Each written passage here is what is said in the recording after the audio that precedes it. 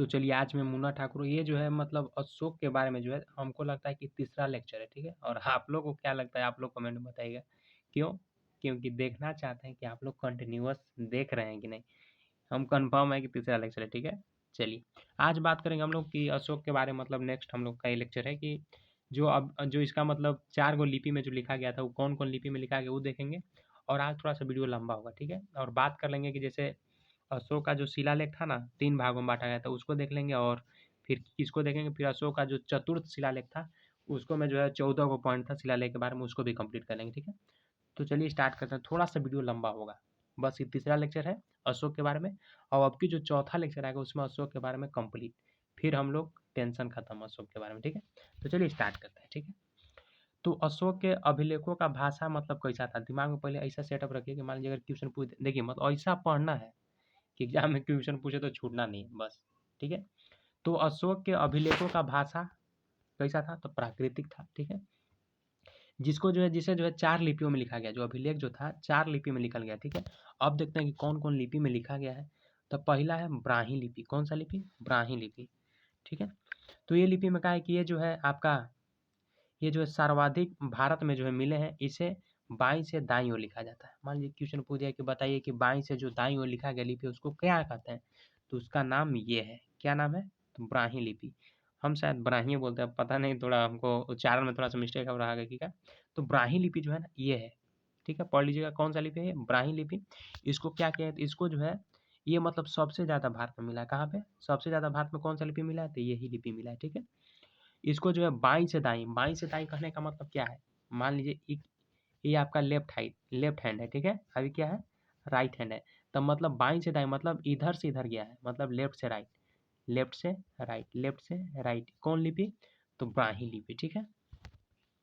पता हो गया, क्लियर कंप्लीट है। चलिए दूसरा लिपि क्या है, तो दूसरा लिपि है आपका खोरठा लिपि। दूसरा लिपि कौन सा है, तो दूसरा लिपि जो है आपका खोरठा लिपि।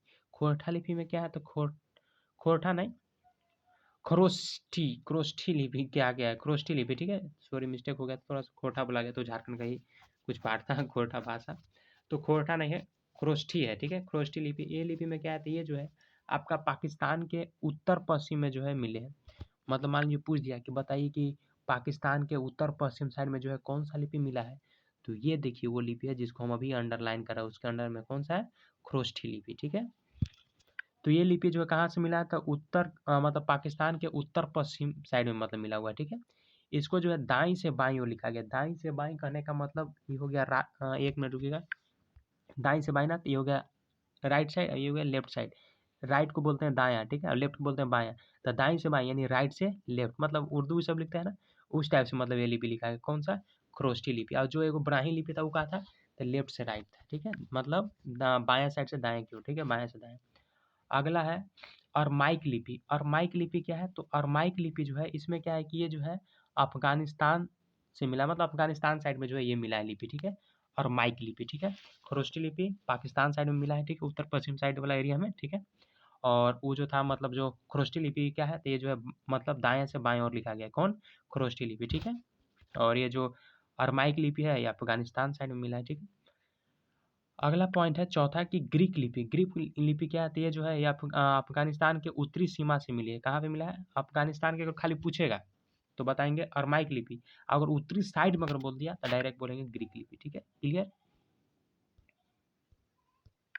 चलिए अगला देखते हैं कि इसको थोड़ा सा जूम कर लेते हैं ताकि खींचने में बहुत अच्छा लगता है, ठीक है। चलिए तो कह रहा है कि अगला पॉइंट क्या कह रहा है, अगला पॉइंट कह रहा है कि जैसे अशोक के जो शिलालेख को जो है पहली बार टी फैंथलर ने जो है 1750 में खोजा था। मान लीजिए अगर क्वेश्चन पूछ दिया कि बताइए कि मतलब अशोक का जो शिलालेख लिखता था, ठीक है, मानते हैं कि शिलालेख वो लिखता था।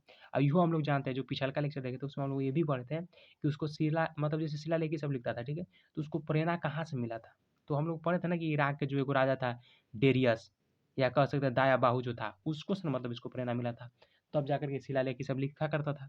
तो यहाँ से क्वेश्चन बनता है कि बताइए कि अशोक के जो शिलालेख को जो है पहली बार मतलब खोजले कौन था, तो बताएंगे टी पैंथलर ने। कौन खोज लिया था, टी पैंथलर ने। कब खोज लिया था, तो 1750 में। कौन खोजा था, टी पैंथलर ने। कब खोजा था, 1750 में, क्लियर।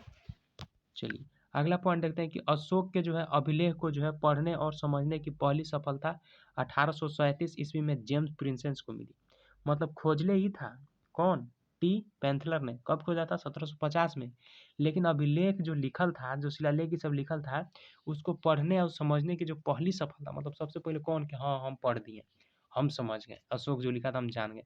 तो मतलब सबसे पहले कौन आदमी था, तो बताएंगे जेम्स प्रिंसेस को मतलब मिला था, कि वो समझ देता था पढ़ के कि कहाँ है, कहाँ लिखल नहीं है, ये सब समझ लेता था। कब, तो 1837 ईस्वी में। ठीक है, ये बात हुआ। अगला पॉइंट अगर देखते हैं, तो अगला पॉइंट क्या है, तो अगला पॉइंट है कि ये हो गया ना। अगला पॉइंट क्या है कि अशोक, अगला पॉइंट क्या है कि अशोक ने जो अपने अधिकतर अभिलेखों में जो अपना नाम देवदाव प्रियदर्शी, माने देवताओं का जो पसंद है वो लिखा था। क्वेश्चन यहाँ से बनता है कि अशोक जो था, अधिकतर अभिलेख चाहे जो शिलालेख लिखवाता था, उसमें जो है मतलब अपना नाम जो है कैची नाम बताता था। तो देवनाम, उसका मतलब देवनाम प्रियदर्शी नाम से जो है मतलब ज़्यादा फेमस था। मतलब अधिकतर जहाँ भी शिलालेख ये सब होता ना, सब जगह मतलब प्रियदर्शी देवनाम मतलब देता था, क्या चीज़ में, प्रियदर्शी दे देता था। ठीक है, लेकिन अभी तक आदमी के पता नहीं है कि कौन है प्रियदर्शी का, सब कन्फ्यूजन में प्रियदर्शी कौन है, प्रियदर्शी कौन है, पूरा चर्चा का माहौल बना हुआ था अभी। और मतलब जो आगे हम लोग पढ़ेंगे तो उसमें पता चलेगा कि कौन है प्रियदर्शी। ऐसे तो हम लोग को पता है कि अशोक है। ठीक है, तो अगला पॉइंट है कि जैसे मध्य प्रदेश के जो है गुर्जरा तथा कर्नाटक की जो मास्की, मध्य प्रदेश के गुर्जरा, मध्य प्रदेश का कौन सा, गुर्जरा, एक मिनट, मध्य प्रदेश का हो गया गुर्जरा। ठीक है, और कर्नाटक की जो मास्की, कर्नाटक की क्या चीज, मास्की, नेदर तथा एक मिनट रुकिए, इसको हटा लेते हैं। नेदर तथा उदगेलान अभिलेखों में जो है अशोक का स्पष्ट नाम अशोक लिखा हुआ था। मतलब ये सब जो था ना, मध्य प्रदेश का गुर्जरा, कर्नाटक की मस्की तथा नेदर की जो है उदगेलान अभिलेख में जो है अशोक का नाम जो था स्पष्ट लिखा हुआ था। ठीक है, उसके बाद क्या है, तो हम लोग कहाँ पे थे, हम लोग यहाँ पे थे कि जैसे कहाँ थे कि अशोक का जो है स्पष्ट मतलब नाम मतलब यहाँ पे जो था मिल गया था। कहाँ कहाँ पे मिला था, तो एक बार फिर से इसको देख लेते हैं, थोड़ा सा जूम कर लेते हैं ताकि समझने में भी जो है आप लोग को अच्छा लगेगा। ठीक है, तो यहाँ पे जैसे मध्य प्रदेश के जो है गुर्जरा तथा कर्नाटक के जो मास्की है और निदर तथा उदय गलान अभिलेख में जो है अशोक का मतलब यहाँ पे नाम जो था स्पष्ट में मतलब मिल गया। उसके आगे और देखते हैं पॉइंट, उसमें क्या है, उसमें पूरा एक जगह हम लोग पढ़ेंगे जिसमें लिखल होगा अशोक, सम्राट अशोक करके। ठीक है, थोड़ा सा स्टार्ट करते हैं। हाँ, ये तो हो गया पॉइंट के लिए ना। चलिए, अगला है भाब्रू अभिलेख में जो है अशोक के लिए जो है मगध सम्राट का नाम प्रयोग हुआ है। यहाँ से क्वेश्चन पूछ सकता है कि बताइए कि मतलब अशोक का कौन सा वैसा मतलब अभिलेख था जिसमें जो है अशोक का जो नाम जो था सम्राट अशोक नाम से मतलब फेमस था। तो बताइएगा भाब्रू अभिलेख। भाब्रू अभिलेख में जो है अशोक के लिए जो है मगध सम्राट नाम का जो है प्रयोग हुआ। तो ये पॉइंट मतलब आपको दिमाग में सेटअप रखना है। ठीक है, अगला पॉइंट देख लेते हैं कि अशोक से जो है, सॉरी एक मिनट रुकिएगा, असम से जो है अशोक की कोई भी साक्ष्य नहीं मिला। मान लीजिए अगर ऑप्शन में दे दिया, 4 को ऑप्शन में दे दिया कि मतलब यहाँ-यहाँ मिला हुआ है, अगर वो असम वहाँ पे दिखेगा तो डायरेक्ट टिक कर दीजिएगा कि यहाँ से इसको कोई साक्ष्य नहीं मिला, मतलब अभिलेख ये सब के बारे में कोई जानकारी नहीं मिला। ठीक है, जिससे यह पता चलता है कि यह क्षेत्र जो है अशोक के साम्राज्य से बाहर था। मतलब मान लीजिए नहीं मिला तो क्या है, तो मतलब अशोक के साम्राज्य से वो बाहर था। ठीक है, अगला पॉइंट है कि अशोक जो है 84,000 स्तूपों का जो है निर्माण कराया। मान लीजिए क्वेश्चन पूछ दिया कि बताइए अशोक जो है कितना स्तूपों का निर्माण कराया, ढेर मतलब 4 ऑप्शन वहाँ पे दिया हुआ है, डायरेक्ट टिक करेंगे, 84,000 स्तूपों का जो है निर्माण कराया। ठीक है, तो चलिए अगला हम लोग का पॉइंट क्या है कि अगला पॉइंट है जैसे यहाँ तो हम लोग जान गए कि जैसे अशोक जो था 84,000 जो है मतलब स्तूपों का जो है निर्माण कराया था। इतना पॉइंट क्लियर हो गया। अगला पॉइंट है कि अशोक के जो है शिलालेखों को जो है 3 भागों में बाँटा गया। मान लीजिए क्वेश्चन पूछ दिया कि बताइए कि अशोक को जो है जो मतलब अशोक का जो शिलालेख था उसको जो बताइए कि कितने भागों में बाँटा गया? 1 भाग में बाँटा गया, 2 भाग में, 4 भाग में, कितने भाग में? तो बताएँगे कि 3 भागों में बाँटा गया। ठीक है? अगला पॉइंट है कि 1 मिनट थोड़ा-सा इसको साइड कर लेते हैं ना, तब बाकी समझाने में और बेस्ट रहेगा। ठीक है? थोड़ा-सा ज़ूम कर लेते हैं। ठीक है? तो यहाँ पे था कि जैसे 3 भागों में बाँटा गया शिलालेखों को। ठीक है? पहला है कि जैसे शिलालेख, यानी इसे जो है, जो शिलालेख है इसको जो है बृहद शिलालेख तथा लघु शिलालेख में जो है विभाजित किया गया। इसको जो है, जो शिलालेख को जो इसको क्या किया गया कि इसको जो है बृहद शिलालेख तथा लघु शिलालेख में जो मतलब बाँटा गया। ठीक है? दूसरा है कि स्तंभ लेख, इसको क्या किया गया, तो इसको जो है दीर्घ स्तंभ लेख एवं लघु स्तंभ लेख में भी मतलब बांटा गया, मतलब एगो बड़ा में एगो छोटा में, इस टाइप से मतलब बांटा जा रहा है। ठीक है, अगला है गुहा लेख। ये क्या है? तो गुहा लेख, इस एक मिनट, गुहा लेख क्या है? तो गुहा लेख को जो ये जो है गुफाओं में लिखे जाते थे। जो गुहा लेख था वो कहाँ पे लिखा जाता था? तो बताएंगे गुफाओं में लिखा जाता था। क्लियर? चलिए, अगला हम लोग का ये भी पॉइंट है कि अशोक का जो चतुर्थ अभिलेख था, इसमें जो है मतलब 14 गो है शिलालेख। इसको मतलब इसको भी आज देख ही लेते हैं, ठीक है, क्योंकि थोड़ा सा टेंशन वाला बात बना हुआ रहेगा, क्योंकि हम लोग 4 वीडियो में कंप्लीट कर लेना अशोक के बारे में। तो हम लोग का ये तीसरा लेक्चर है, इसको कंप्लीट कर लेंगे, उसके बाद एक और लेक्चर बचेगा, उसमें जो स्तंभ लेख था उसके बारे में फिर देख लेंगे। ठीक है, और फिर गुहा लेख के बारे में बचेगा, उसको देख लेंगे। ठीक है, तो चलिए स्टार्ट कर ही देते हैं इसको आज। ठीक है, चलिए, तो अगर वीडियो पसंद आता होगा तो लाइक करते रहिएगा। ठीक है, थोड़ा सा कमेंट वमेंट कर दीजिएगा कि हाँ समझ में आया कि नहीं आया, कुछ कमी तो नहीं रह गया, थोड़ा बहुत कमी भी बताते रहना। ठीक है, और ज़िंदगी में जो है अपना कमी अगर आपको कोई बताता है तो उस कमी पे सुधार कीजिए। आप आप ज़रूर है कि सक्सेसफुल होइएगा। ठीक है, तो अशोक के चतुर्थ शिलालेख के बारे में बात करें। ठीक है, तो जो प्रथम शिलालेख है, प्रथम शिलालेख में क्या है? तो इसमें जो है अहिंसा पर बल दिया गया। मान लीजिए क्वेश्चन पूछ दिया कि बताइए कि अहिंसा पर जो है बल दिया गया है, बताइए कि अशोक का जो कौन सा शिलालेख है? तो प्रथम शिलालेख है। ठीक है, मतलब अहिंसा पर बल दिया गया है, और जो है पशुपति पर रोक लगाया गया। मतलब अहिंसा पर बल दिया गया, दूसरा पशुपति पर रोक लगाया गया। ठीक है, सॉरी, पशुपति नहीं, पशु बलि। एक मिनट, हम भी मिस्टेक कर दिए थे, पशुपति। हम भी सोच रहे हैं कि ऐसा कैसे पशुपति, शिव शंकर बोले, वैसा नहीं, पशु बलि पर मतलब हत्या उत्या नहीं करने के लिए। ठीक है, इसमें अहिंसा पर बल दिया गया और पशु बलि पर जो रोक लगाया गया। सभी मनुष्य जो है मेरे बच्चे हैं, ऐसा बताया गया है कि जितना भी मनुष्य क्या है, सभी मेरे बच्चे हैं। ठीक है, दूसरा पॉइंट क्या है? तो एक मिनट रुकिएगा थोड़ा सा। दूसरा पॉइंट क्या है? तो दूसरा पॉइंट है कि मतलब द्वितीय शिलालेख के बारे में। पहला शिलालेख जानेंगे कि अहिंसा पर मतलब बल दिया गया है, और दूसरा है इसी में है कि पशु बलि पर जो रोक लगाया गया है। ठीक है, सभी मनुष्य जो है मेरे बच्चे हैं, अशोक का नाम है प्रथम शिलालेख में। ठीक है, दूसरा जो द्वितीय शिलालेख है, इसमें कहा गया है कि जो इसमें पशु जो है चिकित्सा की चर्चा है, जो पशु चिकित्सा है ना, उसका चर्चा किया गया है। और साथ में जो है, और साथ ही जो है दक्षिण भारतीय राज्य जैसे चेर, पांड, श्रीलंका, केरल पुत्र, सत्यपुत्र की चर्चा है इसमें। ठीक है, द्वितीय शिलालेख में, किंतु चोल वंश की चर्चा नहीं है। चोल वंश की चर्चा कौन सा शिलालेख में नहीं? तो द्वितीय शिलालेख में नहीं है। द्वितीय शिलालेख में क्या है? तो इसमें पशु चिकित्सा की चर्चा है, साथ ही जो दक्षिण भारतीय राज्य है, कौन कौन? तो चेर, पांड, श्रीलंका, फिर केरल पुत्र, ये सब जो है ना, सती पुत्र, ये सब का चर्चा है, लेकिन चोल वंश की चर्चा नहीं है, याद रखिएगा। नेक्स्ट पॉइंट देखते हैं तृतीय शिलालेख में। तो तृतीय शिलालेख में क्या है? तो तृतीय शिलालेख में जो है आपको बताया गया है कि इसमें जो है अशोक ने जो है 3 अधिकार को, जैसे हो गया 3 अधिकार, जैसे राजुक, युक्त तथा प्रदेशक की जो है चर्चा की है। मान लीजिए पूछ दिया कि बताइए जो है अशोक का जो कौन सा शिलालेख है जिसको में जो है 3 गो मतलब अधिकार के बारे में जो डिस्कस किया गया है। तो 3 गो अधिकार था तृतीय शिलालेख, याद रखिएगा तृतीय शिलालेख में। ठीक है, जो धम्म के प्रचार के लिए थे, मतलब ये जो मतलब धम्म के प्रचार के लिए जो अशोक धम्म जो था, उसके प्रचार के लिए जो थे। ठीक है, अशोक ने जो है इस शिलालेख में जो है राजकीय अधिकारों की आदेश जारी किया। मतलब ये जो तीसरा शिलालेख है ना, इसमें जो है जो राजकीय अधिकारी होता है उसका आदेश क्या होता है उसका जारी किया है, और वे हर 5वें वर्ष दौरे पर जाएं, और जिसमें संबंधित कुछ नियम निर्देशित है। मतलब बताया गया कि जो राजकीय अधिकारी का जो बात होता है उसको मतलब इसमें इंक्लूड किया गया है, और बताया गया कि हर 5वें वर्ष जो है मतलब वो अपना दौरा पर जाएं, वहाँ पे जो धर्म संबंधित जो कुछ भी नियम होता है उसको इंक्लूड करें और लोगों को बताएं। ठीक है, निर्देश दें।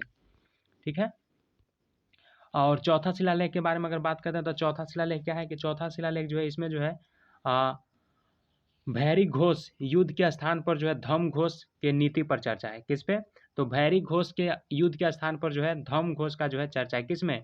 तो बताएंगे चौथा शिलालेख में। चौथा शिलालेख में क्या है? इसमें जो है भरी घोष युद्ध के स्थान पर जो है धम्म घोष बौद्ध की जो है नीति का जो है चर्चा है। किसमें? चतुर्थ शिलालेख में। ठीक है, पांचवा शिलालेख क्या है? तो पांचवा शिलालेख इसमें जो है धम्म महाई मात्र नामक अधिकारी की चर्चा है।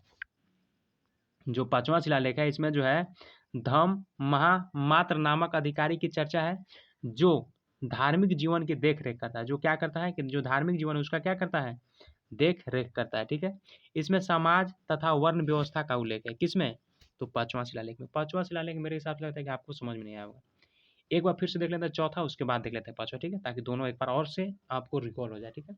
तो चौथा शिलालेख क्या करा था, इसमें जो है भरी घोष युद्ध जो है उसके स्थान पर जो है धम्म घोष की नीति की चर्चा है। पता चल गया, मतलब इतना दिमाग में सेटअप रखिए कि जो चौथा है उसमें जो है धम्म घोष यानी बौद्ध की नीति का चर्चा है, ठीक है, चौथा में, ठीक है।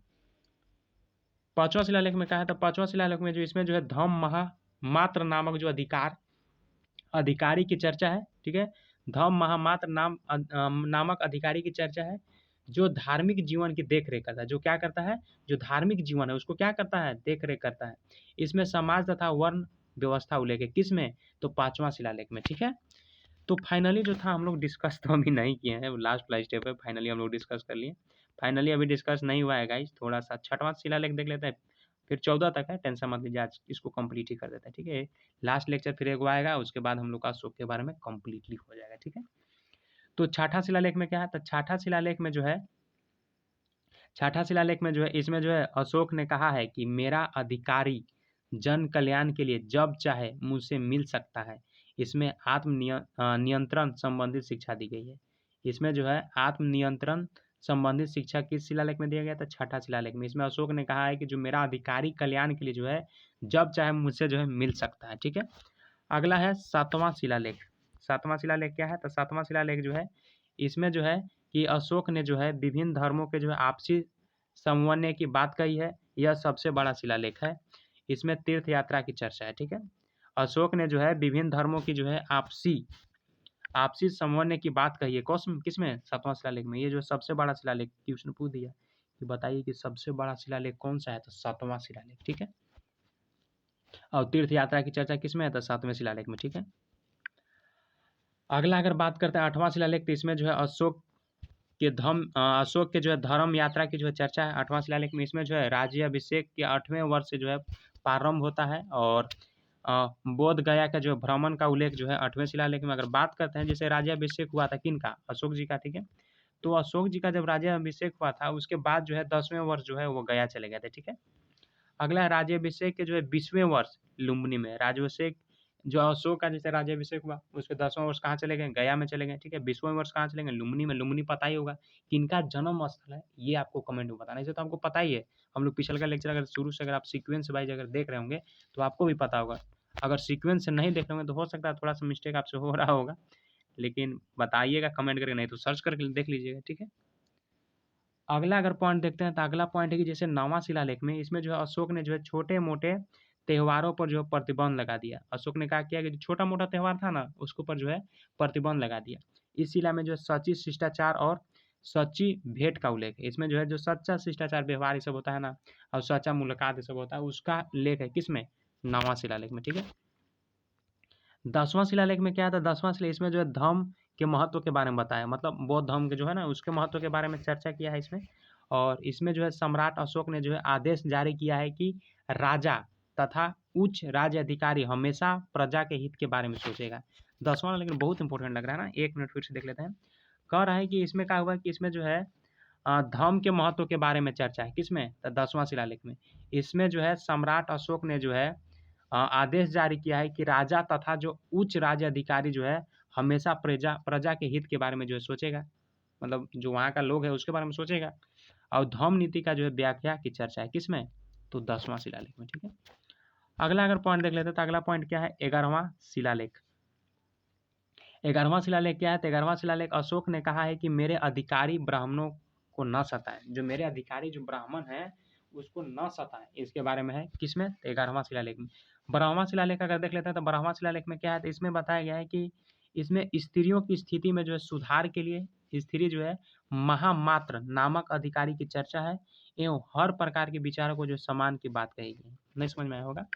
कह रहा है 12वां शिलालेख में कि जो इसमें जो स्त्री के जो स्थिति होता है उसका जो स्थिति है उसमें जो सुधार के लिए जो है स्त्री के लिए जो है मतलब लेडीज लोग के लिए जो है महामात्र नामक अधिकारों की जो है चर्चा है किसमें, 12वां शिलालेख है। और हर प्रकार के जो है हर प्रकार के जो है विचारों को समान की बात कही गई किसमें, 12वां शिलालेख में, ठीक है। अगला देख लेते हैं 13वां शिलालेख। तो 13वां शिलालेख में क्या है, तो इसमें जो है कलिंग युद्ध की चर्चा है। मान लीजिए पूछ दिया कि बताइए कि अशोक का कौन सा शिलालेख है जिसमें जो कलिंग युद्ध की चर्चा है, तो बताएंगे 13वां शिलालेख, ठीक है। तथा साथ ही जो है सम्राट अशोक के हृदय परिवर्तन की जो है बात है। हृदय परिवर्तन का भी बात जो है कौन सा शिलालेख में है, तो 13वें शिलालेख में, ठीक है। साथ ही जो है साथ ही जो है पड़ोसों राजाओं के संबंध में भी जो है उल्लेख है, किसमें, 13वां शिलालेख में, ठीक। अगला है 14वां शिलालेख और लास्ट शिलालेख है, ठीक है। इसके बाद वीडियो को बंद करेंगे और फिर नेक्स्ट लेक्चर जो आएगा उसमें जो है अशोक के जो स्तंभ लेख था, लघु लेख कह सकते हैं, उसके बारे में फिर डिस्कस करेंगे, ठीक है।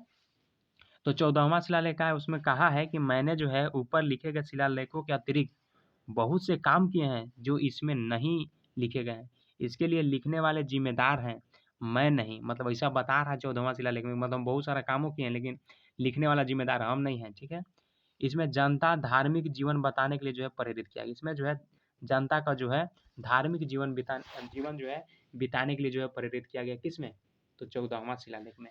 तो फाइनली जो था हम लोग शिलालेख के बारे में जो डिस्कस कर लिए, थोड़ा सा एक बार इसको भी देख लेते हैं, ठीक है। कौन कौन शिलालेख है और कहाँ कहाँ पे है, ठीक है, कौन भाषा में, इसको स्क्रीनशॉट आप ले लीजिएगा, ठीक है। कभी वैसा लगेगा तो इसको मतलब हम आप एक बार बता देंगे, ठीक है। 1 मिनट रुकिएगा। चलिए, मेरे हिसाब से लगता है कि आप लोग स्क्रीनशॉट ले लिए होंगे, ठीक है। तो यहाँ से भी कभी कभी पूछ देता है, जैसे मान लीजिए ये वाला इंपॉर्टेंट बहुत है, जोनागढ़, जोगढ़ ब्राह्मी लिपि में है, ये सब अधिकतर तो सब ब्राह्मी लिपि में है, ठीक है। और खरोष्टी लिपि में एगो है साहब बाजगढ़ी, ये है जो पेशावर पाकिस्तान में है, ठीक है। इसको हमको लगता है जो नेक्स्ट लेक्चर आएगा ना उसमें हम लोग इसको एक बार पढ़ लेंगे, उसके बाद जो है अशोक का जो स्तंभ है उसको बारे में डिस्कस कर लेंगे, क्योंकि वीडियो जो है थोड़ा लंबा हो जाएगा। 21 मिनट ऐसे भी हो गया है, अभी के समय में कौन उतना वीडियो लंबा देखना चाहता है, लेकिन आपको देखना है, ठीक है। तो मिलते हैं एक फ्रेश वीडियो में। Thank you so much. Comment कीजिएगा, ठीक है, जैसा वीडियो लगता है, और चैनल पर नए हो तो सब्सक्राइब कर लीजिएगा, ठीक है। Thank you so much.